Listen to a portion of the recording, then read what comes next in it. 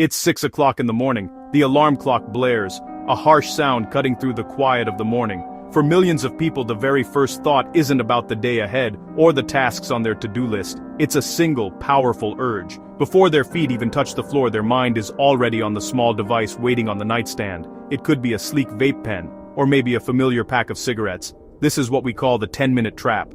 That first hit of nicotine feels just like a key turning in a lock. It seems to clear the mental fog. It seems to sharpen the senses. It seems to prepare the mind for the day.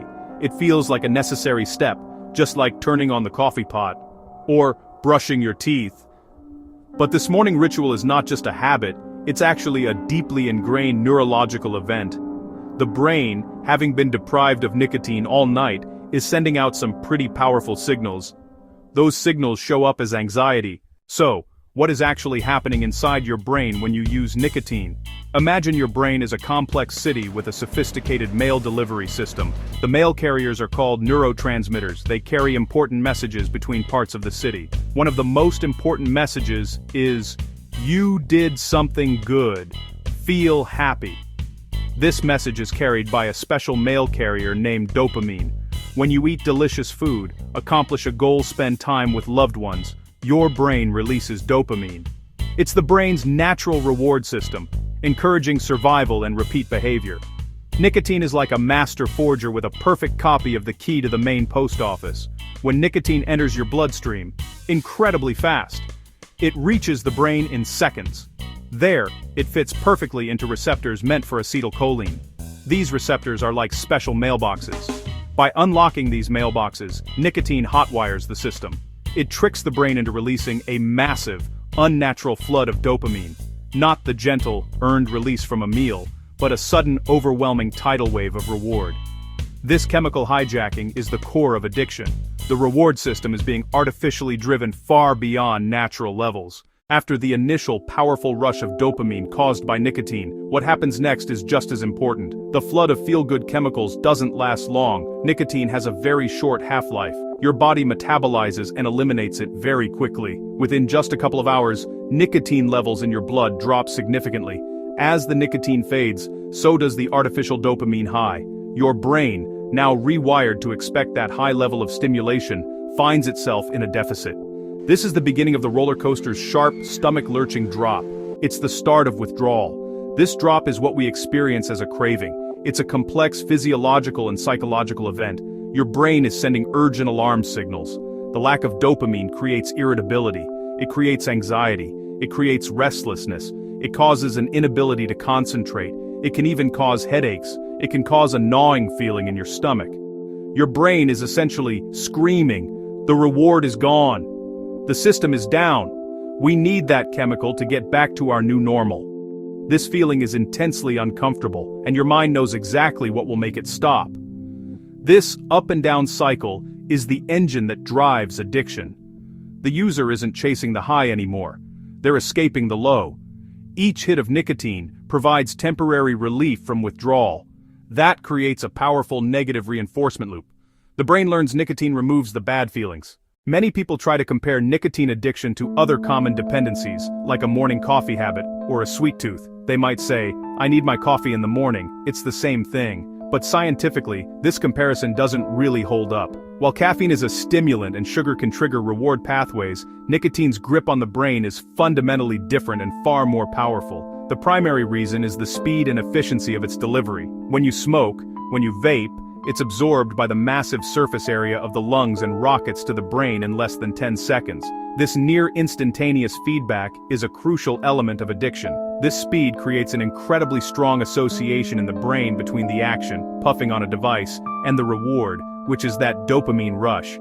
Imagine training a dog. If you give the dog a treat the instant it sits, it learns the command quickly. If you wait a minute, the result ensure that be this sucks or nan, so marks or dan, the mochakkarwation is like the instant treat. In contrast, the caffeine in your coffee must be digested, absorbed through the stomach, absorbed through the intestines, and then travel through the bloodstream to the brain, a process that can take 20 to 30 minutes.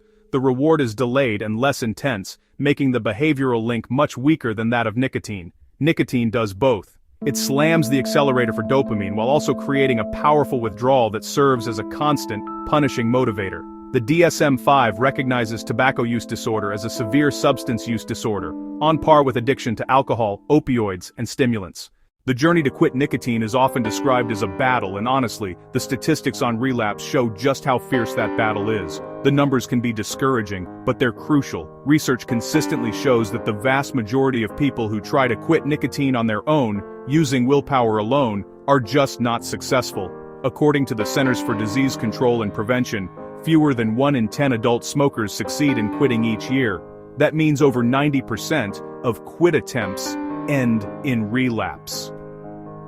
It's not a failure of character, it's really a testament to the drug's power. These relapses are often set off by triggers. A trigger is basically any cue, a person, place, thing, or feeling, that the brain has learned to associate with using nicotine. These associations are incredibly strong and can persist for years, even after the physical dependency has faded. A common trigger is stress, so, when stress occurs, the brain automatically screams for its old, familiar solution. It's a conditioned response, like a reflex, that happens before conscious thought can even intervene. Other triggers are environmental. Even seeing someone else smoke or vape on television can ignite a powerful craving out of the blue. The brain remembers the pleasure and relief, and it conveniently forgets all the negative consequences. This phenomenon, known as euphoric recall, makes it incredibly difficult to resist the urge in that moment. While the science of nicotine addiction can seem daunting, there is another, more hopeful side to neuroscience: neuroplasticity. Neuroplasticity is the brain's incredible ability to reorganize itself, to form new neural connections, and to change throughout a person's life. Your brain is not a fixed, hardwired machine.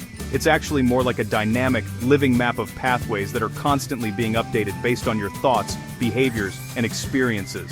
When you were learning to use nicotine, your brain was building and strengthening pathways that supported that habit. The good news is that you can use this same process to weaken those pathways and build new ones. Every time you resist a craving, you are actively participating in the process of rewiring your brain. Think of the nicotine pathway as a wide, well-paved superhighway. Your brain is used to sending traffic down that road because it's fast and easy. When you quit, you put up a road closed sign. The first few times, the traffic, the craving impulse, will pile up at the blockade, honking its horn and creating a major jam.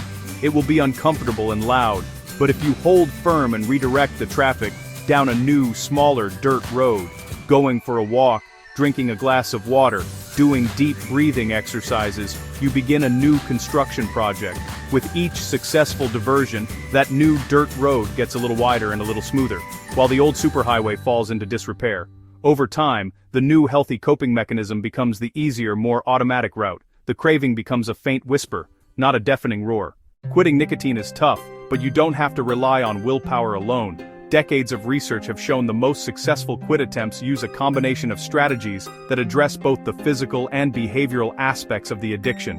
One of the most effective tools is nicotine replacement therapy, or NRT. Patch gum lozenge inhaler nasal spray. These tools work by giving you a clean, controlled dose of nicotine without the thousands of other harmful chemicals found in tobacco smoke or many vape aerosols. This helps to reduce the severity of physical withdrawal symptoms. The patch provides a steady background level of nicotine. Then, when a trigger-induced craving strikes, you can use a faster-acting product like gum and a lozenge.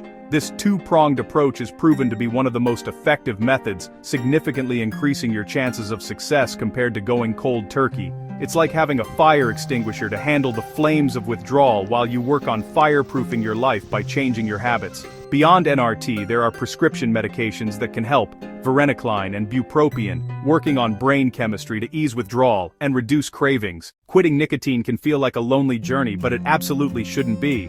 One of the most powerful predictors of long-term success is having a strong support system.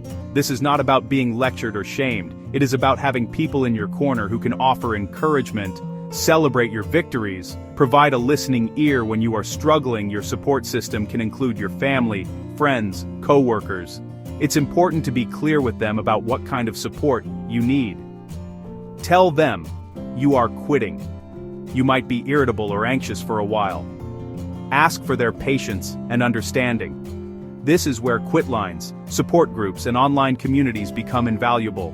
Many countries have free telephone quit lines staffed by trained counselors to build a plan, offer advice, and provide follow-up encouragement. Healthcare professionals, your doctor, pharmacist, and a therapist can provide proven tools and help you use them correctly. They can help you untangle triggers and the reasons you started: stress, anxiety, social pressure. Let loved ones know a simple message or a short walk during cravings can be incredibly helpful. Build your team. Use the resources available to you. Remember, you are not an island. A crew makes the journey manageable. The path to quitting nicotine is undoubtedly one of the most challenging things a person can do. It requires patience, it requires resilience, it requires a deep commitment to your own health and well-being. There will be difficult days, there may be moments of doubt, or even relapse. But remember, every step forward, no matter how small, is a victory. Every craving you overcome, every trigger you navigate without using nicotine, these are powerful acts of reclaiming your brain, reclaiming your health, reclaiming your freedom. The discomfort of quitting is temporary, but the benefits are lifelong. Imagine a future free from that chemical hold. Imagine waking up and not needing a drug to feel normal. Picture enjoying meals, coffee, and drives without cravings, more energy, easier breathing, and a brighter future. You are capable of breaking free, and this freedom is worth everything.